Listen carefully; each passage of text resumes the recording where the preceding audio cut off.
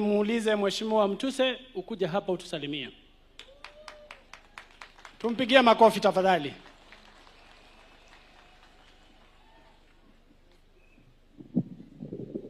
Mheshimiwa Rais wa Jamhuri ya Kenya, Mheshimiwa William Ruto, the Most Reverend Dr. Timothy ambaye ndiyo kiongozi wa kanisa la ABC. Marafiki wangu wa ABC wananiambianga Pop wa kanisa ABC anakaa hapa Machakos. Na hii leo hii kongamano ya kina mama naamini walikuwa wamekuja kuvisit Pop wa kanisa la ABC. Right Reverend Mary na ambaye vile vile ndiyo kiongozi wa kina mama wa Kristo wa ABC. Viongozi wote walio hapa na kina mama, Bwana asifiwe. Bwana asifiwe tena. Hebu tusalimiane kwa hewa, tusalimiane kwa hewa, tusalimiane kwa hewa. Asante sana. Labda kwa wale ambao hatujuani, mimi kwa majina naitwa Mwengi Mutuse. Nina furaha kwa Mwenyezi Mungu kwa sababu kwa wakati huu ameniwezesha nikawa mbunge wa sehemu ya uwakilishi bungeni ya Kibwezi West pale Makueni.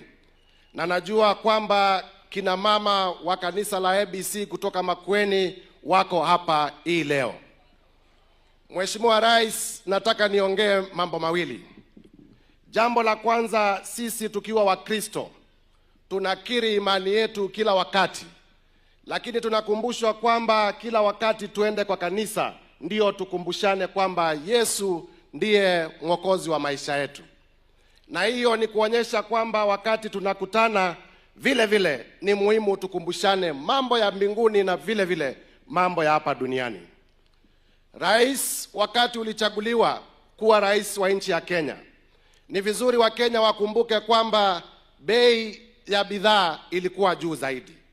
Nyinyi mnajua wakati rais alichaguliwa bei ya unga ilikuwa shilingi 1250, haijafika mahali tunataka, lakini ukweli ni kwamba rais amethibiti hii leo ni 1140 kufika 160.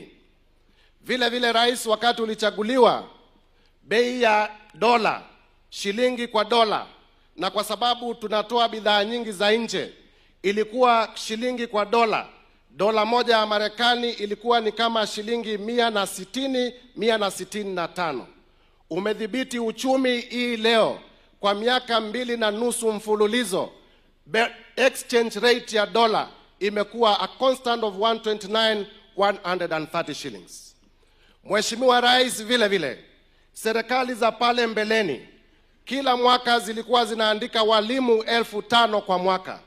Wewe kwa miaka 2.5 umeandika walimu 1,100, na najua kwa sababu niko kamati ya bajeti umeweka pesa ya kutosha mwaka huu watoto wetu ambao wamehitimu kama walimu another 24,000 waandikwe huu mwaka.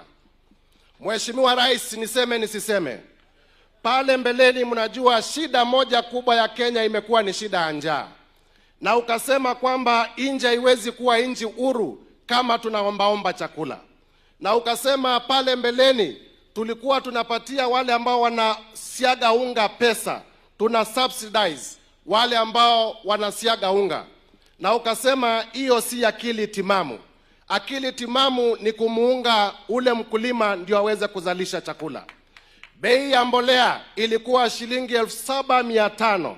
Wewe mwenyewe ukaeka policy ukaipunguza ikawa shilingi 2,500.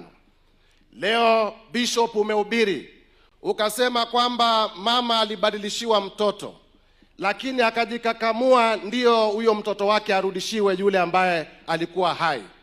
Nataka niwaulize wanawake watu wa ABC na wa Kenya ambao wanatusikiza, tuna sababu nzuri ya kumuunga mkono huyu rais.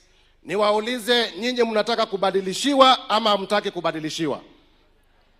Tumehubiriwa kwamba tusikubali kubadilishiwa. Nataka niwaulize wa Kenya, rais amefanya kazi, tusikubali kubadilishiwa. Niwaulize wanawake wetu, ukipewa amani na upewe vita, utachagua amani ama utachagua vita? Ukipewa maendeleo na porojo, utachagua maendeleo ama utachagua porojo? Bas, maendeleo ni Rais William Ruto. Maendeleo ni kuendeleza Kenya mbele. Ndiyo maana hata leo nimeona mmesema woman moving forward kutoa darkness. Na nikaamini kwamba hiyo ni ile ruwaza rais ametoa juzi ya Vision 2030. Nikimalizia Mheshimiwa Rais, Vision 2060. Nikimalizia Mheshimiwa Rais, nataka nikushukuru kwa sababu umetoa pesa ya kumaliza Thwake Dam, 10.6 billion. Na hiyo Thwake Dam itasaidia watu wetu sana. Na najua katika mipango ya National Infrastructure Fund, shida yetu kubwa Machakos, Makueni na Kitui imekuwa ni shida ya maji. Na sisi tunaamini kwamba wewe ndiye rais ambaye atamaliza shida ya maji kwa jamii ya Wakamba. Nikuulize kwa heshima Mheshimiwa Rais, utusaidie mambo ya maji. Andomaitu mwe ini museo na mabinda onthe nito amukulia kwa ndaya mwasio kwa la musio kete muboye musumbe ni muboya nito amukulia kwa ndaya ila twaweta maendeleo twendo maendeleo na maika kwanywe nabu ne babe tuta ni mubea na mwe ina mwathime. Thank you. Makofi kwa Mheshimiwa Mutuse.